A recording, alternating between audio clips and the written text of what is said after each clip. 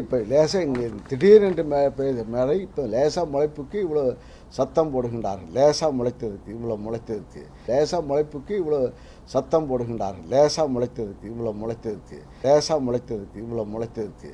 தாலிய அடகு வச்சு விவசாயம் செய்தோம், எல்லாமே வீணாகி விட்டது என வேதனையோடு சொல்கிறார்கள் விவசாயிகள். தால்சங்கிரி கொண்டு அடை வச்சுட்டு விவசாயம் பண்ணி நெல்லை கொண்டுட்டு வந்தா குருவா அறுப்பாங்கன்னு தெரியும்ல, அதுக்குள்ள நடவடிக்கை எடுத்து அந்த பாதுகாப்பா நெல்லை கொண்டுட்டு போகணும்ல.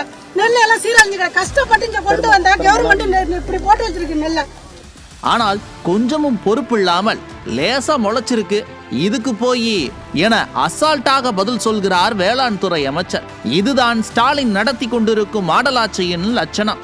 லேசா முளைத்ததுக்கு இவ்வளோ முளைத்ததுக்கு, லேசா முளைத்ததுக்கு இவ்வளோ முளைத்ததுக்கு, லேசா முளைத்ததுக்கு இவ்வளோ முளைத்ததுக்கு. முதல்வர் தான் அதிகாரிகளின் கையில் சிக்கி பொம்மையாக இருக்கிறார் என்றால் அமைச்சர்களும் அப்படித்தான் இருக்கிறார்கள். என்ன இவ்வளவு பேர் வந்திருக்கிறீர்கள் என செய்தியாளர்களை பார்த்து ஆச்சரியத்துடன் கேட்டவுடன் செய்தியாளர்கள் எல்லாம் ஆடி போய் விட்டார்கள். காரணம், இன்று டெல்டா மாவட்டத்தில் விவசாயிகள் கண்ணீரோடு நிற்கிறார்கள். அவர்களுக்கு உரிய பதிலை சொல்ல வேண்டியதுதான் இந்த அமைச்சரின் பணி. அதனால்தான் அமைச்சர் என்ன சொல்ல போகிறார் என கேட்க செய்தியாளர்கள் ஆர்வமுடன் திரண்டனர்.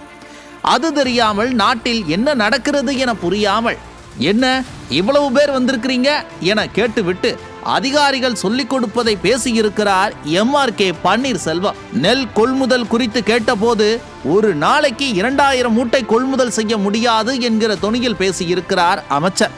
இதே கும்பல் சட்டமன்றத்தில் என்ன சொன்னார்கள் என்பதை பாருங்கள். திருவையாறுல போதலூர் ஊராட்சியில 3000 மூட்டை வாங்குறான், டெய்லி 3000 மூட்டை வாங்குறான்.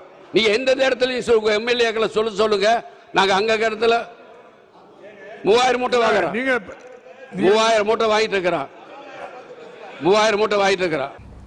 இப்போது எடப்பாடி அவர்கள் சொல்லுகின்றார்கள், நாங்கள் 2000 மூட்டை ஏன் வாங்கக்கூடாது, ஒரு டிபிசி 2000 மூட்டை வாங்கக்கூடாது, ஏன் வாங்குற என்று ஒரு குற்றத்தை வைக்கிறார். இந்த முதலமைச்சர் அவர்கள் 1000 மூட்டை ஒரு நாளைக்கு ஒரு டிபிசியில் ஒரு மிஷின் 1000 மூட்டை பிடிக்கலாம் என்று இங்கே உத்தரவிட்டு இப்போ 1000 மூட்டை பிடித்து கொண்டிருக்கின்றோம். 3000 மூட்டை வாங்குறோம். இப்போ 1000 மூட்டை பிடித்து கொண்டிருக்கின்றோம்.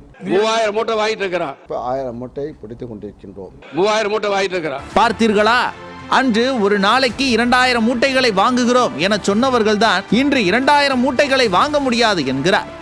எனில் சட்டமன்றத்தில் ஏன் தவறான தகவலை சொன்னார்?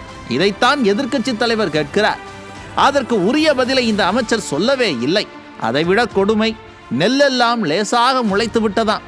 எவ்வளவு ஆணவம் இருந்தால் இப்படி பேசுவார்? ஏசி ரூமில் உட்கார்ந்து கொண்டு அதிகாரிகள் சொல்வதை மட்டுமே கேட்டுக்கொண்டு களத்தில் என்ன நடக்கிறது என தெரியாமல் உளரும் அமைச்சரே, அங்கே விவசாயிகள் கண்ணீருடன் நிற்கிறார்கள், வாழ்வாதாரத்தை இழந்து நிற்கதியாய் நிற்கிறார்கள். எதிர்க்கட்சி தலைவர் களத்தில் சுழன்று கொண்டிருக்கிறார். களத்திற்கு வர வேண்டிய நீங்களோ லேசா முளைச்சிருச்சு என ஏளனமாக பேசிக் கொண்டிருக்கிறீர்கள். இன்று விவசாயிகளின் வலி உங்களுக்கு லேசாக தெரியலாம். அவர்களின் கண்ணீர் இந்த ஆட்சிக்கு முடிவை கொண்டு வரும். அப்போது தெரியும் அவர்களின் வலியின் வீரியம் என்னவென்று.